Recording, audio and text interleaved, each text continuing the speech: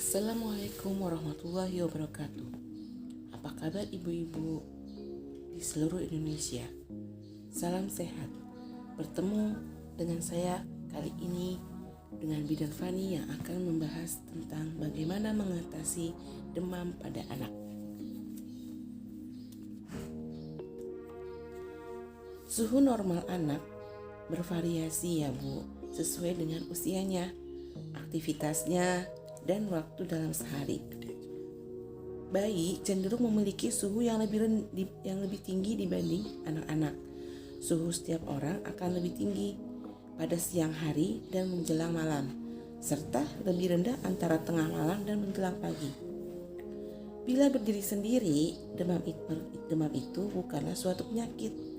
Sesungguhnya, demam biasanya merupakan tanda positif bahwa tubuh sedang melawan infeksi.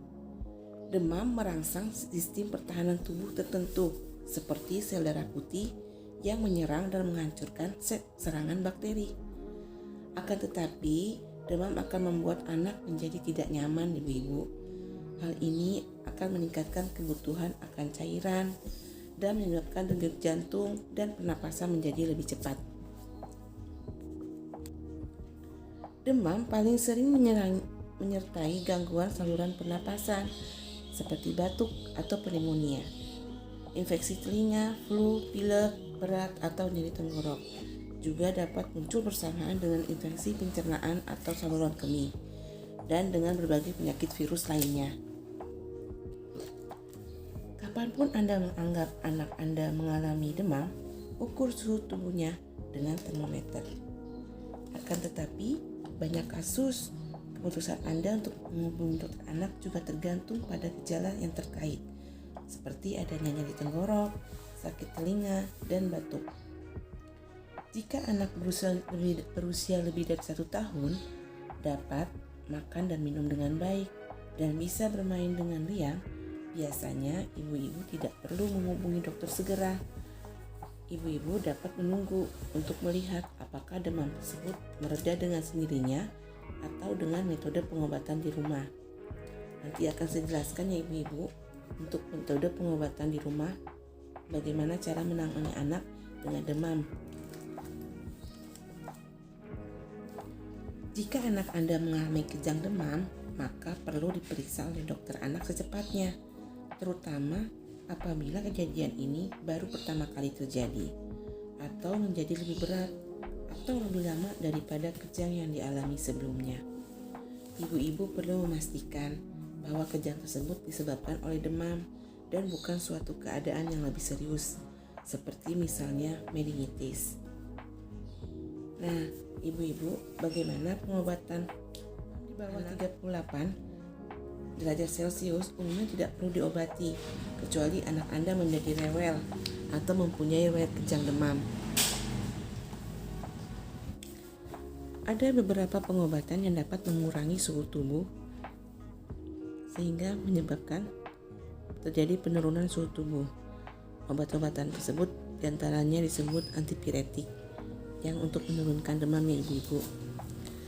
Nah, selain untuk dengan pengobatan, dapat dilakukan kompres. Nah, pada banyak kasus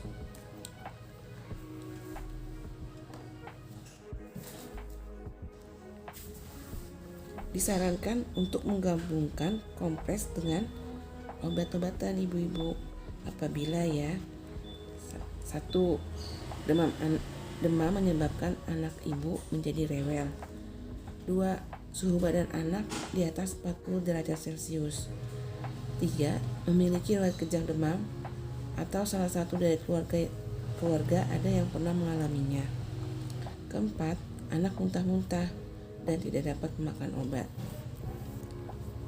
Kompres anak, caranya jangan gunakan air dingin karena akan menimbulkan rasa tidak nyaman dan membuat anak ibu menggigil yang justru akan meningkatkan suhu tubuhnya. Gunakan kain bersih, kemudian basuh mulai lehernya, lengan, dan tungkai dengan air hangat.